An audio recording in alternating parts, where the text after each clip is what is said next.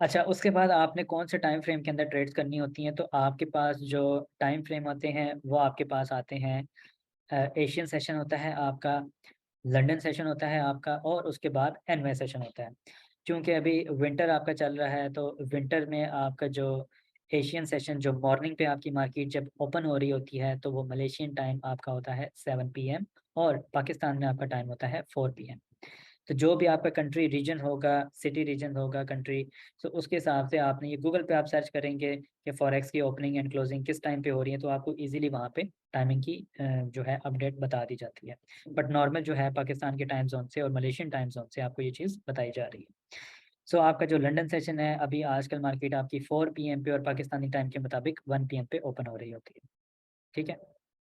सो आपका जो NY session है, पाकिस्तानी टाइम आपका ओपन होता है 6 पीएम और मलेशियन टाइम आपका होता है 9 पीएम। सो आपने ये टाइम बताने के मकसद क्या है कि जब भी आपने ट्रेड करनी है, सो आपने उन पेयर्स पे ट्रेड करनी है जो अपने सेशंस पे ओपन हो रहे होते हैं। फॉर एग्ज़ाम्पल जीबीपी यूएसडी या जीबीपी जेपीवाई किस टाइम आपको अच्छी ट्रेड सेटअप दे सकते हैं, अच्छी अपॉर्च्युनिटी, तो लंदन सेशन आपके लिए बेस्ट होता है। सो लंदन सेशन आपका ओपन हो रहा है 1 पीएम पे। आप मार्केट को एनालाइज़ या टेक्निकल जो भी आपके मेजरमेंट्स होंगे, आप लोगों ने मार्केट को एनालाइज़ करना है बिफोर लंदन सेशन, 30 मिनट्स और 1 आवर बिफोर लंदन सेशन। और उसके बाद आपने मार्केट पे एनालाइज़िंग करने के बाद, जब मार्केट ओपन होगी, उसमें वॉल्यूम आना शुरू होता है, तो आप उसमें से ट्रेड सेटअप एग्ज़ीक्यूट करके अच्छा प्रॉफ़िट ले सकते हैं। विदिन 1 आवर, विदिन 2 आवर्स आप अपना प्रॉफ़िट लेने के बाद मार्केट से एग्ज़िट हो सकते हैं। ये एक हेल्दी तरीका होता है ट्रेड करने का। या अगर आप गोल्ड में ट्रेड कर रहे हैं या यूएसडी के अगेंस्ट आप किसी भी पेयर में ट्रेड कर रहे हैं, for example USD, GBP USD, so आप एनवाई सेशन न्यूयॉर्क स्टॉक्स और न्यूयॉर्क सेशंस के ओपन होने का वेट करते हैं। जब न्यूयॉर्क स्टॉक्स ओपन हो जाते हैं, प्री एनवाई सेशन वॉल्यूम आना शुरू होता है मार्केट के अंदर, तो आप उसमें एग्ज़ीक्यूट करके अपनी ट्रेड विदिन 1 आवर और 2 आवर इंट्राडे बेस्ड के ऊपर प्रॉफ़िट लेने के बाद, प्रॉफ़िट टेकिंग करने के बाद मार्केट से एग्ज़िट हो जाते हैं। ठीक है? या उसको आप डायरेक्शनल ट्रेड भी ले सकते हैं, depends on the months. Quarterly market अपनी जो डायरेक्शन होती है वो चेंज करती है। जिस तरह अभी मार्च का महीना है, तो मार्केट अगर एक क्वार्टरली आपकी बेयरिश ट्रेंड में है, तो वो कुछ रेंज में जा सकती है, फिर अपने कंटिन्यूएशन एवरी क्वार्टरली मार्केट अपनी डायरेक्शन ट्रेंड की चेंज करती है, जो आपके मेजर ट्रेंड्स होते हैं, ठीक है ना? उसको एवरी क्वार्टरली मार्केट 3 मंथ्स बाद चेंज कर रही होती है। सो ये वो आपके की पॉइंट्स आपको बताए जा रहे हैं जो यहाँ पे सब्सक्रिप्टेड नहीं है, कि जहाँ पे आपको मेरे पास लिखी हूँ और मैं आपको ये वो चीज़ें हैं जो आपको एक प्योर नॉलेज प्रोवाइड की जा रही है। सो इसलिए इन चीज़ों को आप अपने पास लिख भी सकते हैं या दोबारा सेशंस देखने के बाद भी आप अपने पास एक डायरी बना के उसके ऊपर ये चीज़ों को राइट नोट कर सकते हैं।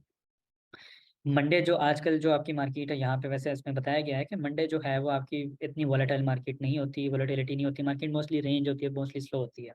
बट आजकल आजकल रिसेंटली आप ट्रेडिंग देखें तो मंडे से लेके फ्राइडे इतनी बिज़ी स्केड्यूल होता है, मार्केट में इतनी ज़्यादा वोलेटिलिटी होती है कि मार्केट आपको बहुत अच्छा रिवॉर्ड दे देती है। मेबी 200 पिप्स, मेबी 100 पिप्स, अगर आप फुल टाइम ट्रेडर हैं तो आपको बहुत अच्छा इस मार्केट से रिवॉर्ड मिल सकता है, based on your technicals. So Tuesday, Wednesday and Thursday आपका मेन ट्रेडिंग डेज़ होते हैं, फ्राइडे आपका क्लोजिंग होता है, बट स्टिल आपने जब भी ट्रेड करनी है, आपने इंट्राडे बेस्ड के ऊपर करनी होती है।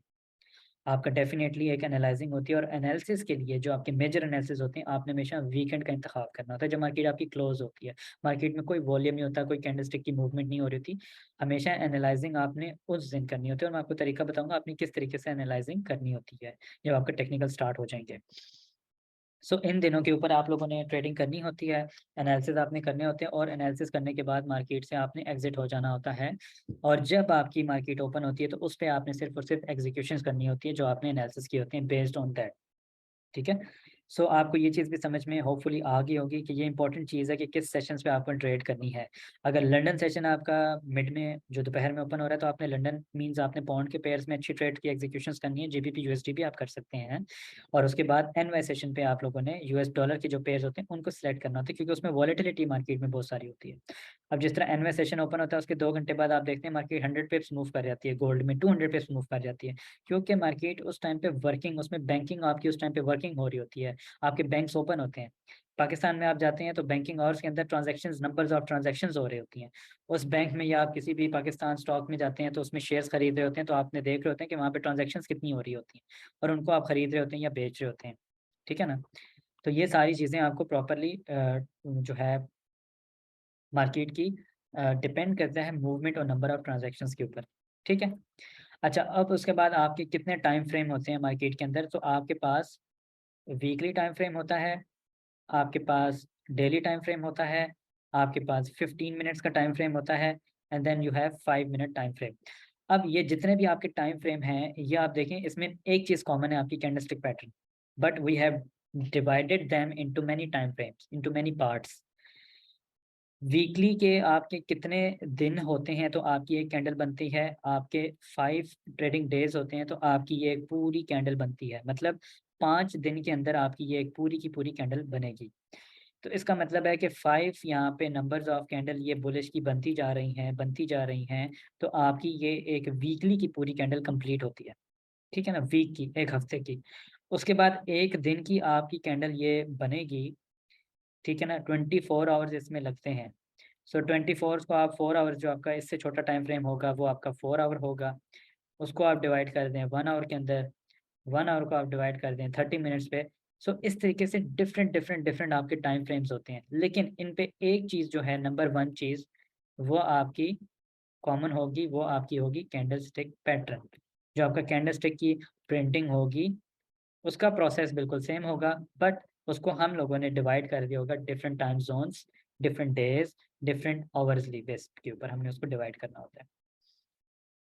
सो कैंडलस्टिक की जो शक्लें होती हैं, जो उसके मकासद होते हैं कि वो क्यों बन रही हैं, उनका क्या पर्पज़ है, वो आपको यहाँ पे प्रॉपर्ली सिखाया जाता है। सो ये आपकी एग्ज़ाम्पल है कि इस तरीके से आपके टाइम फ्रेम्स और आपकी कैंडलस्टिक पैटर्न्स बन रही होती है। अब नंबर 1 चीज़ है कि व्हाट इज़ पिप्स इन फॉरेक्स? सो पिप्स आपके डिवाइड हो रहे होते हैं परसेंटेज इन पॉइंट्स। अब परसेंटेज इन पॉइंट्स में इसको किस तरीके से डिवाइड किया जा रहा होता है, इसकी एग्ज़ाम्पल इस तरीके से होती है कि जो 1 पिप होता है आपका, ये आपका इक्विवेलेंट तो होता है 10 पॉइंट्स के, ठीक है? सो अब आप देख लें कि यहाँ पे मोस्टली आप लोग सुन रहे होते हैं कि हमने 10 पिप का एसएल दे दिया, हमने 20 पिप का एसएल दे दिया। अब 20 पिप के एसएल पे बहुत सारे लोग कन्फ्यूज़ होते हैं कि ये पिप्स क्या होते हैं? हमें पिप्स की समझ नहीं आ रही कि कितने परसेंटेज इन पॉइंट्स, हम परसेंटेज को पॉइंट्स में किस तरह कैलकुलेट करें?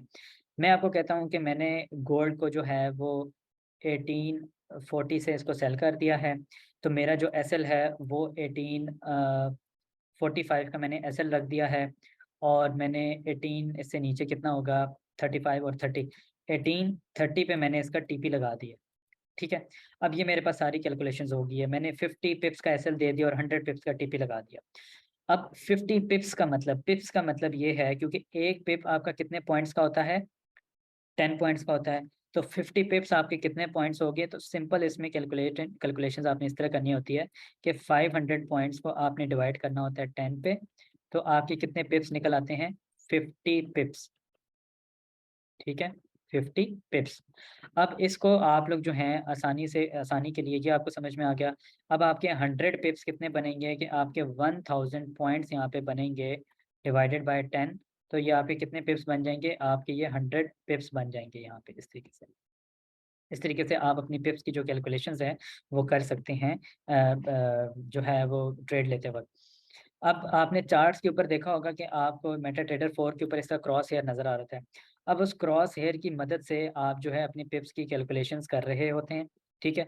अब पिप्स की कैलकुलेशंस आप किस तरीके से कर रहे होते हैं, उस क्रॉस हेयर से आप स्क्रॉल डाउन कर रहे होते हैं या स्क्रॉल अप कर रहे होते हैं, तो जो राइट साइड पे आपकी प्राइस लिखी हुई आ रही होती हैं, उसकी मदद से जो पैरामीटर्स आपके लिखे हुए आ रहे होते हैं प्राइस के, उसकी मदद से आप स्टेप बाय स्टेप पिप्स को इस तरीके से काउंट कर सकते हैं, और अपना profit ratio and SL ratio आप अपना काउंट करने के बाद वहाँ पे एग्ज़ीक्यूट कर रहे होते हैं। ठीक है? इस तरीके से आप जो है वो पिप्स की कैलकुलेशन को सरअंजाम दे रहे होते हैं। पिप्स हमेशा इस तरीके से कैलकुलेट किए जाते हैं, जितने भी पेयर्स हैं सब में आपका सेम तरीका होता है। करेंसीज़ में आपका थोड़ा-सा डिफरेंट होता है, जिस तरीके से आपका 1 पिप यहाँ पे काउंट हो रहा है, 0.1 पिप, 10 पिप्स, 100 पिप्स, 2 पिप, डेसिमल के बाद जितने भी पॉइंट्स आएँगे, नंबर्स ऑफ पॉइंट, इसके बाद जितने भी डेसिमल्स आते हैं, आपके उस बेस्ड के ऊपर जो है वो पिप्स की कैलकुलेशंस की जा रही होती हैं and divided into your points. 500 points हैं, आपके 10,000 पॉइंट्स हैं, आपने हमेशा उसको डिवाइडेड बाय 10 ही करना है, तो आपके 1000 पिप्स आएँगे। जो पिप्स होती है वो एक सॉलिड रेशियो होती है। फॉर एग्ज़ाम्पल आपकी 50 पिप्स जो है वो प्रॉफ़िट हो रहा है ट्रेड के अंदर, आपने 50 पिप्स गेन कर लिए हैं।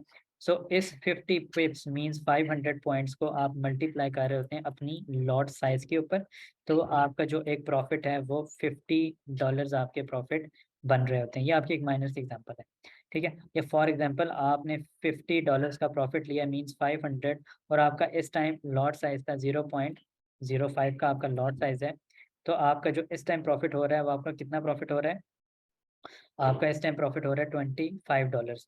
सो $25। सो ये आपका डिपेंड कर रहा होता है लॉट साइज।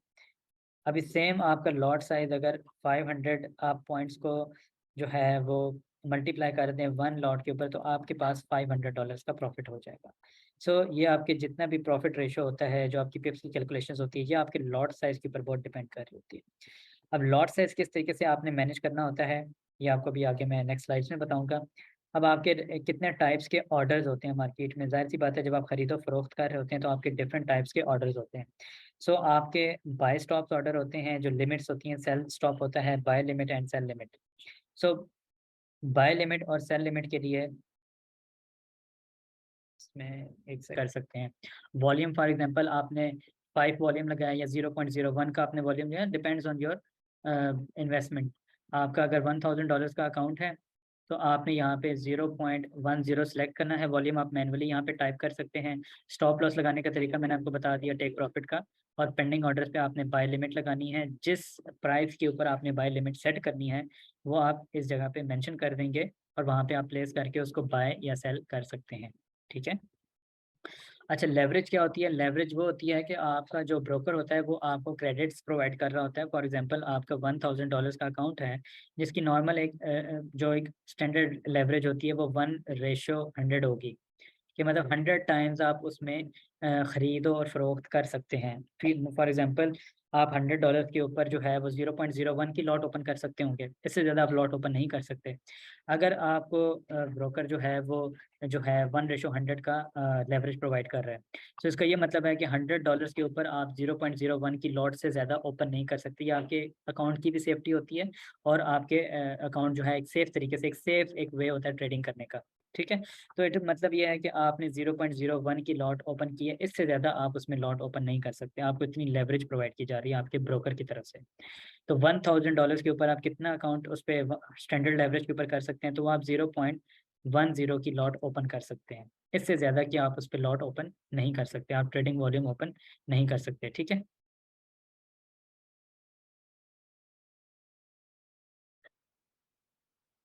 जी, जी, आपको मैं रिपीट कर देता हूँ कि लेवरेज जो होगी आपकी 1:100 होती है स्टैंडर्ड।